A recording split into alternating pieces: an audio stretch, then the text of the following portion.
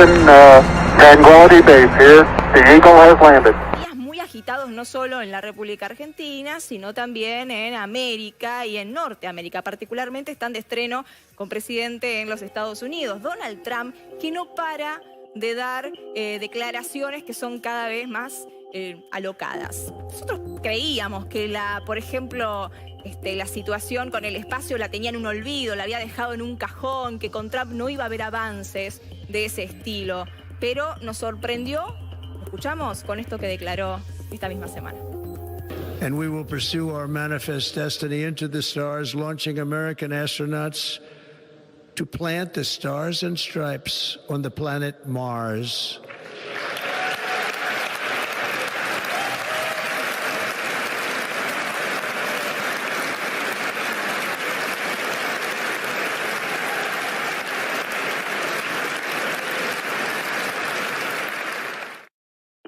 Bueno, y Donald dijo que prometió básicamente que va a llevar humanos a Marte. Yo no sé, yo estoy contando los días y los años y no me dan las cuentas porque había muchas promesas. Estamos en 2025, nos habían prometido un montón de cosas. Yo sé que tenés muchas preguntas, por eso están de visita acá para que nos saquen todas las dudas. Dos genios que siempre los acompañan a los chicos en Fenómenos. Los Diegos, ¿les dicen así? ¿O no? Los Diegos, muy bien, muchas gracias Diego Bagú y Diego Córdoba por acompañarnos, dos especialistas en tema del espacio si los hay.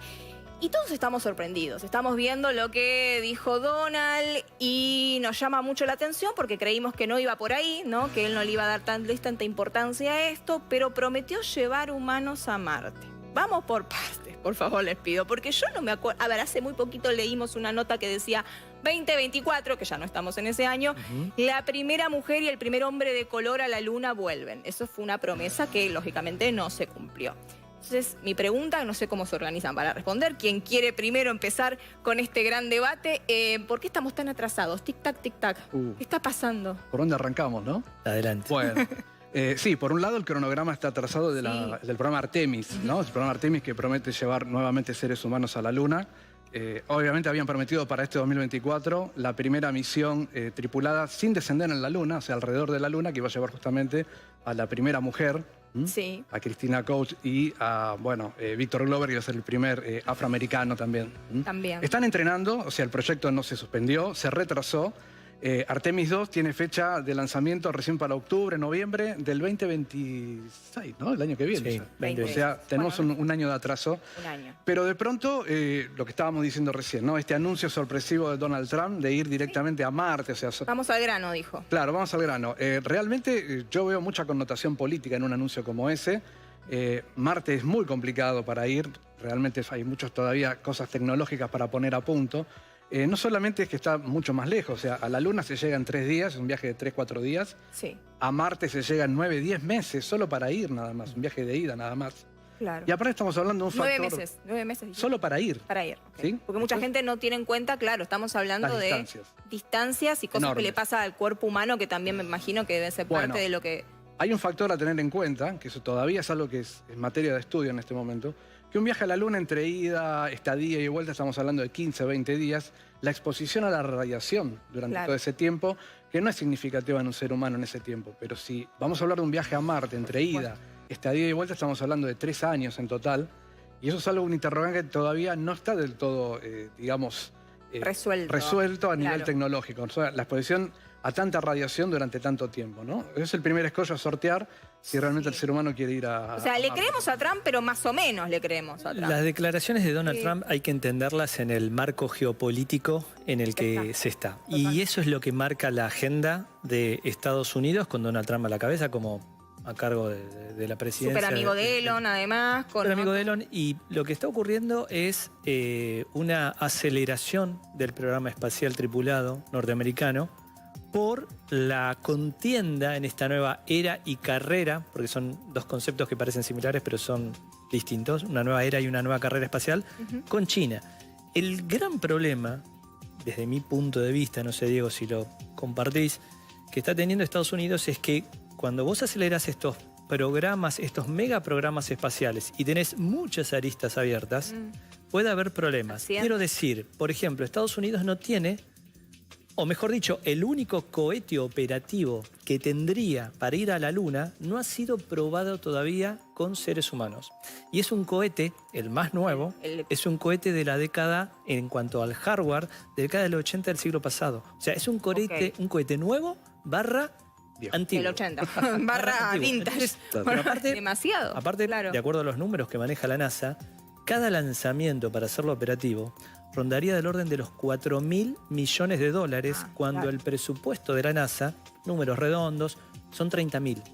Entonces, y esto lo hemos comentado, Diego, en más de una transmisión, y desde hace rato, la verdad, No sé, por eso lo trajimos acá. Son dos capos que la tienen clarísima y nos van a decir la verdad. Ellos no nos van a mentir. Lamentablemente es un programa que va a ser inviable. Inviable. Va a ser inviable. Sí, y por eso es que tiene su razón de ser, y ahí es donde entran los fuegos artificiales y todo lo marketinero de la administración Trump, pero realmente se tienen que recostar en una empresa privada como SpaceX, porque si no es muy probable que no logren el objetivo de llegar a la Luna junto con China, porque ahora van a ir Estados Unidos y China. Claro, exactamente. Va a ser historia. China lleva realmente China unos viene avances a pasos agigantados impresionantes. de una manera increíble. Y otras naciones también que estaban mucho más retrasadas, que de golpe también empiezan a aparecer en la lista, no al nivel de China, Estados Unidos y Rusia, pero que empiezan a competirle. En este año la lejos. India va a hacer su primer vuelo espacial tripulado. Un nuevo país va a sumar sus propias naves tripuladas, ¿no? Eso es tremendo, la India. Tremendo. O sea, van a tener, o sea, tienen mucha presión de tantos lugares que. Ahora, la pregunta es, recién hablaron de la radiación, que es uno de los temas que tienen que solucionar. Vamos a hacer un repaso, porque la producción acá son muy, ordenados. Dijeron, a ver, ¿con qué podemos molestar esta situación tan placentera que Trump dijo, sí, todo joya, vamos a llevar humanos a Marte? Bueno, hubo un par de accidentes, vamos a ser puntuales 3, de los que vamos a conversar con ustedes, que se dieron justamente el aniversario ahora, en fines de enero y principios de febrero, se cumplen justo los aniversarios, que son accidentes trágicos. Estamos hablando de astronautas que murieron en estos casos. Y ¿solucionamos todos esos problemas de estos accidentes o hay algunos que quedan pendientes? Si quieren, vamos a ir tratando de a uno de estos 3 problemas, porque ¿por qué fallaron y si eso está solucionado sobre todo? Arrancamos, mira, tenemos imágenes de Apolo 1. Ustedes cuentan qué pasó, cuántos astronautas lamentablemente perdieron la vida en esto y si esto ya está como un tic de, ok, ¿lo solucionamos o no?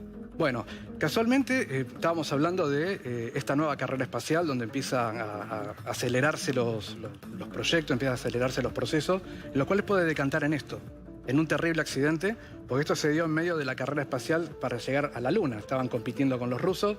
Esto es el marco de la Guerra Fría, fue el 27 de enero de 1967, y este hubiera sido el primer vuelo tripulado a la Luna, hubiera sido un vuelo circunlunar, o sea, no iban a descender en la Luna. Iban a probar la cápsula en órbita terrestre, o sea, ni siquiera iban a ir a la Luna. Era, ok. Pero ¿qué pasa? La premura con la cual se estaban moviendo hicieron que esta era una nave completamente nueva, sin probar, y con un montón de sistemas que ni siquiera estaban probados y estaban construidos de una manera tan complejo, que realmente terminó en esto, o sea, una trampa mortal. En esto dijiste, tenemos una representación, ahora la vamos a observar, del paso a paso de lo que pasó en ese momento.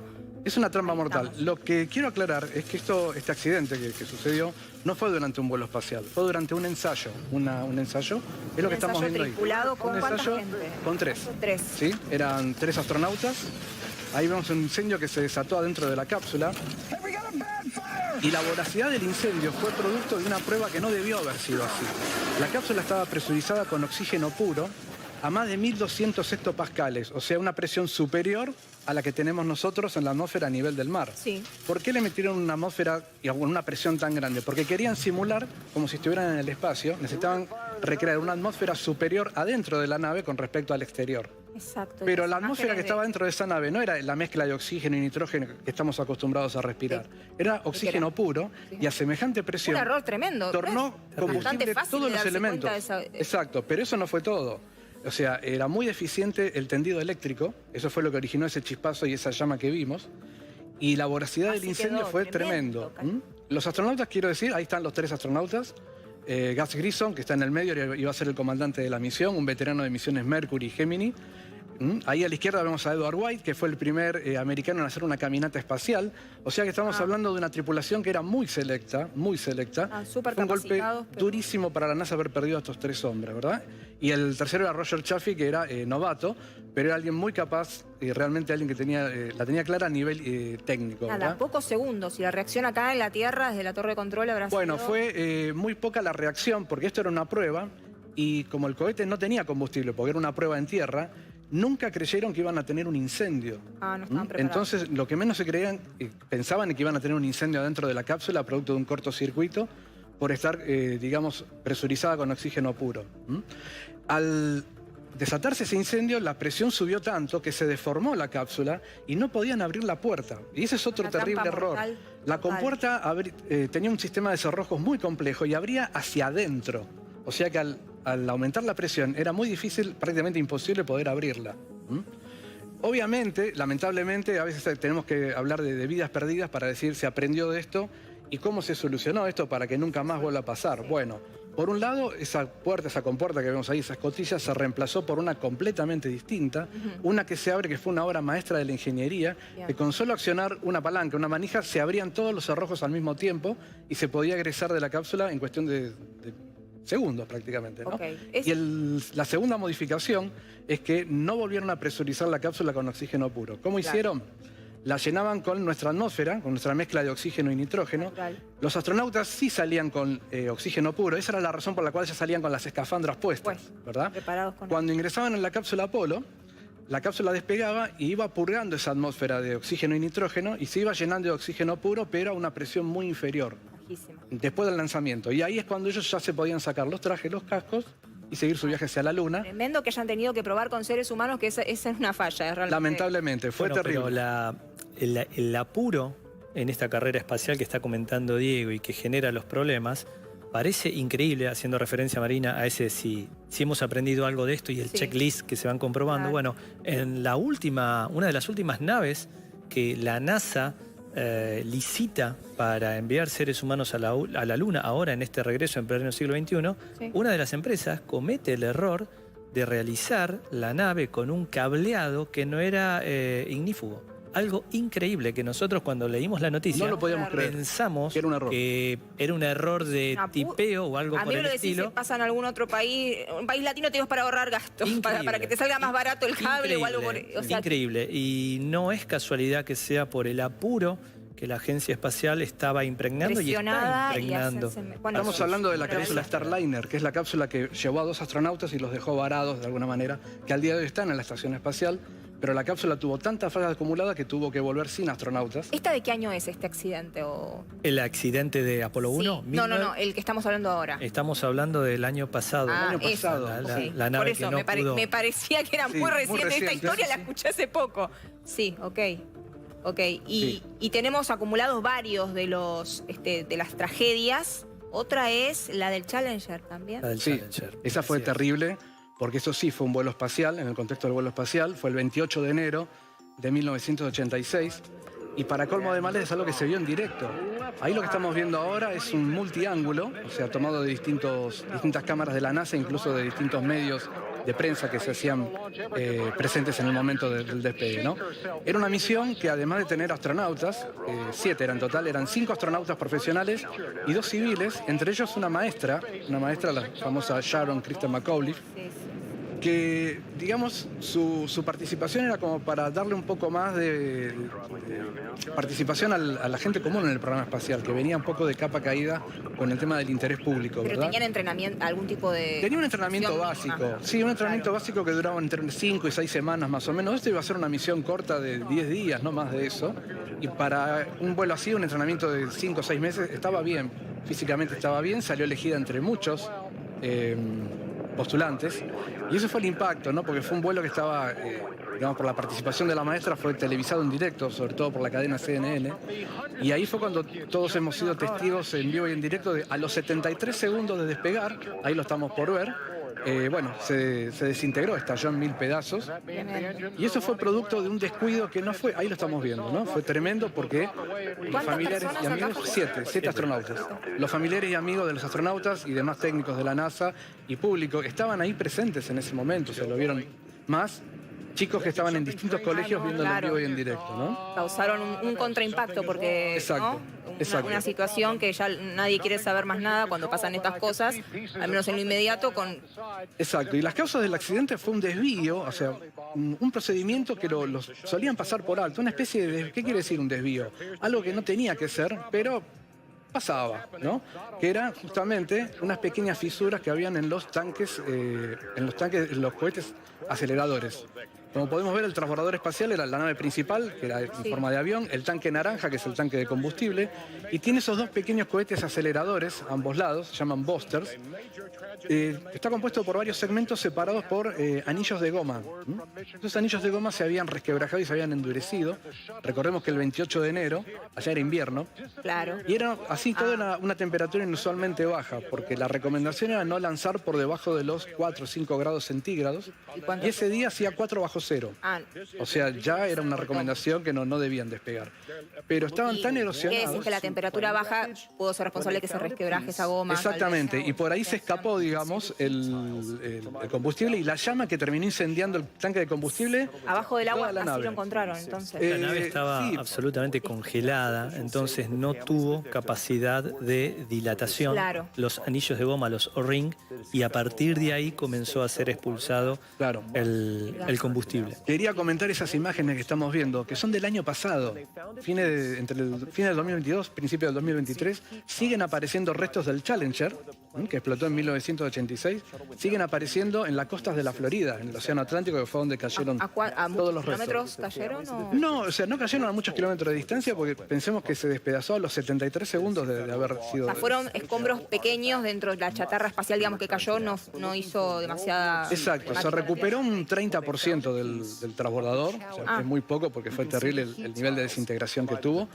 pero hasta el día de hoy se siguen encontrando restos y el año pasado, que es lo que estamos viendo ahí, se encontraron muchísimos restos del Challenger en el fondo del Océano Atlántico, a pocos kilómetros de la costa de la Florida, ¿no? De donde había Ok, despegado. entonces de esto aprendieron primero y principal que si te dicen que determinadas temperaturas son las que tenés que respetar, hay que El respetarlas. problema fue que cuando desde la empresa, desde Morton Tycol, que era la empresa que construía esos cohetes de combustible sólido, los cohetes blancos a los costados de la nave principal, la noche anterior, uno de los principales ingenieros, asesor, obviamente número uno de la empresa, no querían lanzar. Y el motivo fue que habían encontrado pruebas de filtraciones de combustible en esos anillos. Y cuando se lo comentan a la NASA, y creo que acá está el punto clave de este accidente, la NASA le dice, pero si existió otras veces estas filtraciones, ¿Por qué ahora me lo ponerte dicen? puntilloso con esto, o, claramente? o no lanzamos y entonces fuimos negligentes antes, o podemos lanzar. Y hubo muchísima presión de la NASA No pudieron hacia decirle, la "Fuimos empresa negligentes". privada, y si bien este ingeniero quedó con su última palabra en cuanto a que no había que lanzar, la junta directiva de la empresa procedió al lanzamiento, y ese fue el O sea, tuvieron el aviso y no... El detonante. O sea, y fue negligencia Sí. previa un montón de Claro, veces. como- quedó demostrado que lo que ocasionó la explosión, el desperfecto, ¿no? El tema de los anillos que se habían resquebrajado, los anillos de goma, y permitieron el paso de las llamas y el combustible, Sí. ya había sucedido en vuelos anteriores. Pero ¿por qué, digamos, pasó otras veces? Porque esos cohetes de combustible sólido, cuando empiezan a quemar ese combustible, empieza a alargar como una especie de viruta de aluminio, pues está mezclado con aluminio para que pueda hacer más combustible todavía. Ese residuo del combustible tapaba los bloqueaba, orificios, claro, y ayuda. recordemos que a los 4 o 5 minutos de despegar, esos cohetes después se separan, caen en el océano para ser reutilizados, y el transbordador sigue su curso hacia la órbita. El peligro ya pasó ahí. Claro. Otras veces el peligro ya había pasado, y es como que eso es lo que yo siempre digo. Esa fue una desviación, y lo tomaron como algo natural. Ese fue el error. Y lo que se aprendió después de esto, ¿Aprendió? ¿Hacemos check o no?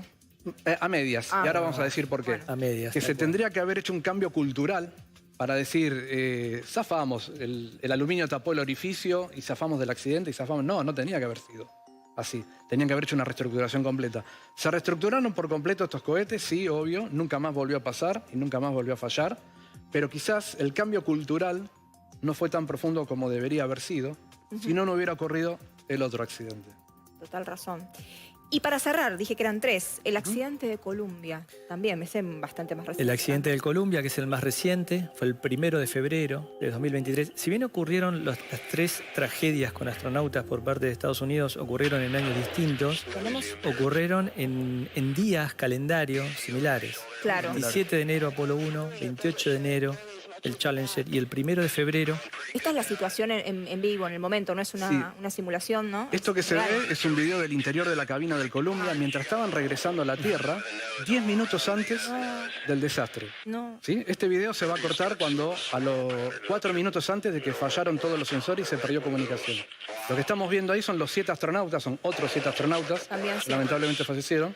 Están ahí en este momento, ya en el momento que están regresando. Hace un ratito veíamos por la cabina ese fulgor, digamos, del aire ionizado, que ya están penetrando en las capas de la atmósfera.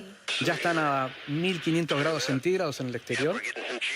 Hay una de los astronautas que dice, no quisiera estar ahí afuera, lo dijo en su momento. Dios mío. Y de pronto el video se va a enmudecer y después el video ya se corta. 4 minutos después de ese corte ya no hubo más comunicación, ¿verdad? O sea, ¿qué fue lo que ocurrió acá? Ahí estamos viendo. Están regresando a la atmósfera. Para entender qué fue lo que pasó con el Columbia el 1 de febrero del año 2003, que también fue sábado, hablando todo un poco, Bueno. también fue sábado. Tendríamos que retratar... Vamos esquivando esa fecha, Sí, por vamos favor, esquivando ¿no? 7 astronautas tampoco, cámbienme el número. Tendríamos que retratarnos Tremendo. 15 días antes, al 15 de enero, que fue cuando despegó. En el momento que despegó, un trozo de aislante de goma espuma del tanque naranja, el tanque de combustible, le pegó en el ala izquierda. Eso fue durante el lanzamiento. Pasó. Pero le originó un orificio al ala izquierda de unos 20 centímetros de diámetro, más o menos. La cuestión es que prosiguió su viaje.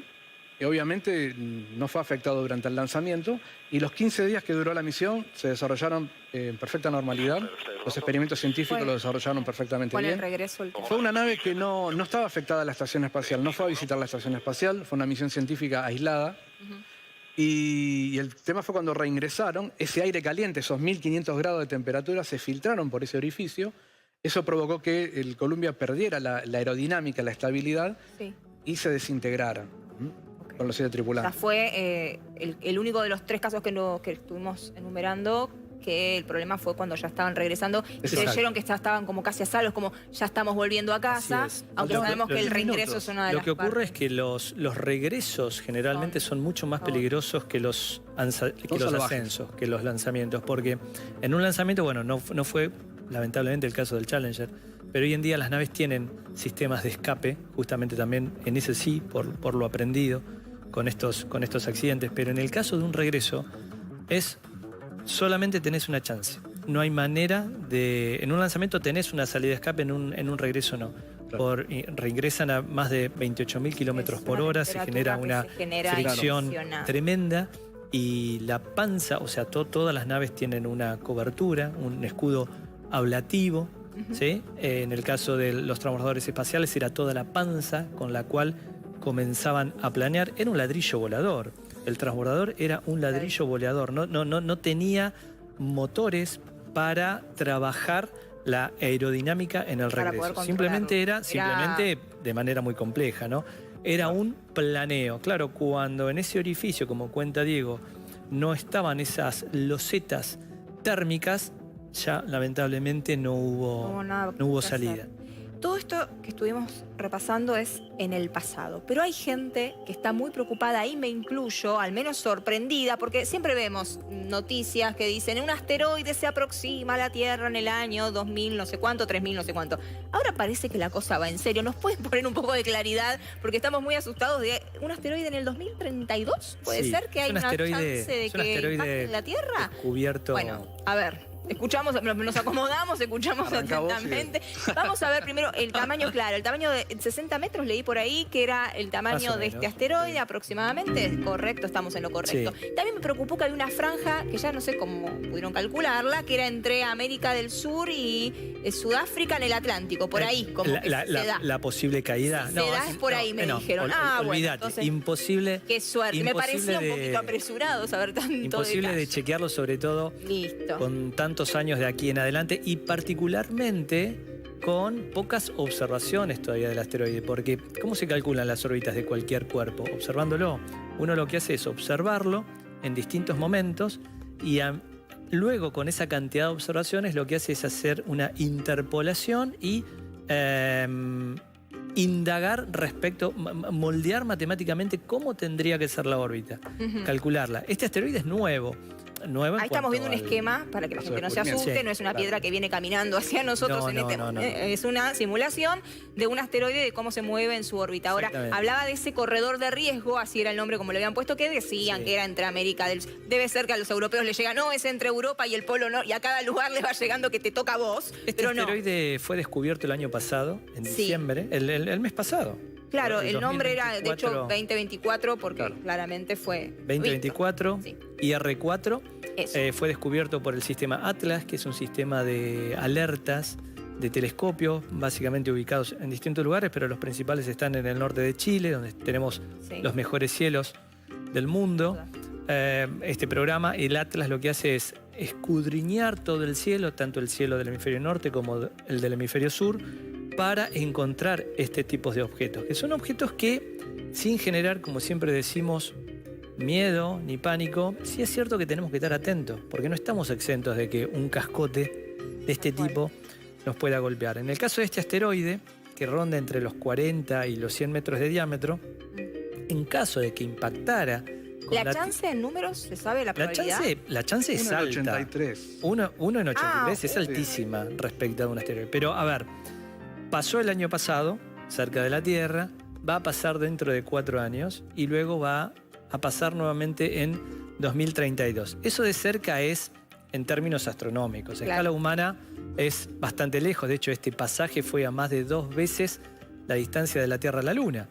Entonces Ah, es una pero distancia, es una distancia Sí, yo sé grande. que Lo que ocurre es las que astronómicas, pero igual lo que ocurre es que si una La roca de chance- este tipo golpea a la Tierra, no produciría, de acuerdo a lo que conocemos, no produciría una catástrofe a escala global, pero no quisiera estar en la localidad en donde este asteroide caiga, porque en ese caso sí, la zona por el de tamaño la que, Tierra claro, vos queda estás hablando de absolutamente 40, desintegrada. 100, o sea, una cancha de fútbol te cae del cielo, básicamente. Sería pero algo similar. se va a ir, digamos, destruyendo a medida que... Se puede ir desintegrando, lo que pasa que aparentemente es de silicato.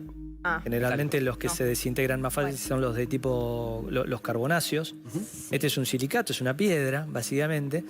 Y podría ocurrir algo similar a lo que ocurrió hace más de 100 años en la Siberia rusa, en Tunguska, sí, nos acordamos. de eso. 1908, cuando un asteroide de unos 40, Sí, los 50 videos. metros ingresó en la atmósfera terrestre a miles de kilómetros por hora. Dejó- No alcanzó a tocar la Tierra, explotó en el explotó aire. en el aire. Explotó en la atmósfera, pero la onda expansiva Dejó de no solamente barrió con todo un bosque, sino que justamente dejó una especie de cráter. Claro, eso. Por la Sí, sí, enorme, se conocen enorme esas imágenes. potencia.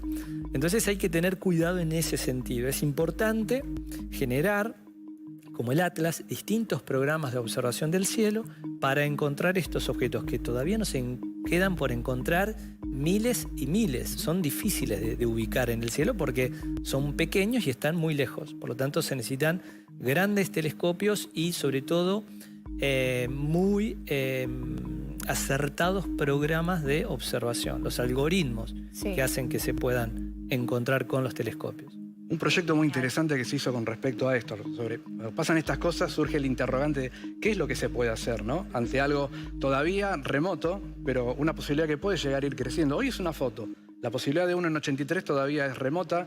Es como para encender una luz amarilla, ¿verdad? Exacto. No una luz Solo roja, que pero el año nos sí una asustó luz un poco, dijo, amarilla. 2032 vieron que Claro, esas cosas pero- yo ya no voy a estar, ¿viste? Te De despreocupas. todos modos, seguís. hubo un proyecto muy interesante que se hizo en octubre del 2022, que fue una misión planetaria llamada DART, que fue Sí. una sonda que impactó contra un asteroide llamado Dimorphos, y se pudo establecer que con ese impacto se llegó a desviar 1 o 2 grados su trayectoria. O sea, ¿Y eso sería lo que se puede hacer en este? y sería una de las cosas, Ah, por lo menos en lo inmediato, si es que de pronto empieza a crecer Claro, la ese peligro probabilidad. potencial, ¿verdad? Porque Una- con que se desvíe 1 o 2 grados de la trayectoria, si es que realmente el peligro es real, ya está, podría llegar a desviarse lo suficiente para no ocasionar ningún Interesante impacto. toda la charla. Yo los quiero comprometer a que me aguanten un cachitito nada más, porque tenemos pendiente ver una peli de esas que ustedes ya seguramente vieron 254 millones de veces, pero ustedes van a ser el ojo crítico que nos van a decir, ¿está bien o no está tan bien?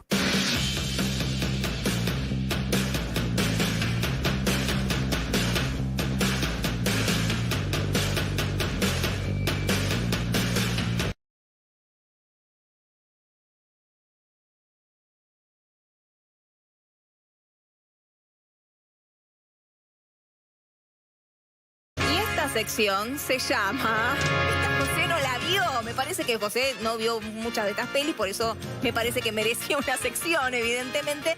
Y tenemos que arrancar con lo prometido. Experimentamos una fuerte pérdida Apolo de tensión. 13 y estamos Hay una viendo fuerte propulsión. el tráiler de una de las películas emblemáticas del Hay otra espacio. señal de alarma, Houston. Revisaré los Linda botones. película que habrán visto Ya 244 está millones funcionando de la veces. computadora. Organizar los Así es. controles. Se ha encendido Una película luz de alerta extraordinaria. indispensable hacerlo. Y hay varias señales de advertencia. Bueno, recordemos que es una película que Iniciar prácticamente es, yo me atrevería a decir que es casi un documental, ¿no? Porque hasta algunos diálogos fueron recreados, tomados de la realidad, ¿no? Los diálogos que han tenido los astronautas con el centro de control. La misión Apolo 13 iba a ser el tercer alunizaje tripulado, y en el viaje de ida está ya uno de los tanques de oxígeno, o sea, ya cuando habían salido prácticamente de la atracción terrestre y ya estaban entrando en la zona de atracción lunar. Y bueno, o sea, la misión se malogra, pero no solamente ese era el único problema. El problema era que no sabían cómo volver. La nave principal y el motor principal habían quedado inutilizables y prácticamente tuvieron que idear toda una misión nueva, una misión de rescate para traerlos de regreso. O sea, fue una maravilla de la ingeniería y del trabajo en equipo de los tres astronautas que vemos ahí, excelentemente personificados por Tom Hanks, Eso como el queremos comandante saber. Jim Lovell. Qué tan bien hecha para excelente. Sí, y Tom Hanks es un extraordinario y admirable fanático del programa espacial, particularmente del norteamericano. A tal punto, hay una anécdota increíble. Cuando él produce y realiza Apolo 13, en ese mismo tiempo estaba ya con la idea de producir la famosa serie de la Tierra a la Luna. Y uno de los asesores fue un astronauta extraordinario de la NASA que caminó en la Luna, David Scott. Y hay una anécdota increíble que marca lo que fue la producción de estas obras. David Scott en un momento está en el centro espacial simulado, ¿sí?, de Houston, y se da vuelta y ve que hay unas especies de manuales que eran los manuales que ellos usaban. Él pensó, David Scott, el verdadero, que se trataba de una escenografía. Y se le ocurrió agarrar una de esas carpetas y resulta que estaban los programas absolutamente impresos, todos los manuales de todos los procedimientos y las naves al detalle, lo cual eso marca lo que se tomaba en serio Tom Hanks. David Scott fue comandante de Apolo 15, quizá una de las misiones científicas más interesantes del programa Apolo, fue uno de los caminantes lunares más interesantes Le ponemos que tuvo la un NASA. 20 a esta película. Sí, o sea, si quieren Perfecto. ver, buscar algo, decir qué falla tiene esta película, Es muy- y es muy leve. Por ejemplo, recién veíamos la escena de un tablero donde se veían algunas luces que estaban parpadeantes. La verdad que como la falla fue múltiple y sistemática. Es la peli favorita de todos. ¿Ustedes le querían Sí. agradecer o mandar un saludito a alguien Sí, fanático de Diego. esta A peli? un amigo nuestro muy querido, Walter Buscarons, que está pasando una situación compleja y que es fanático del espacio, Es uno una más de gran nosotros. persona, uno más de nosotros. Un enorme abrazo, Walter. Bueno, dados los saludos entonces, muchísimas gracias a ustedes por acompañarnos Un en este placer. programa. Placer.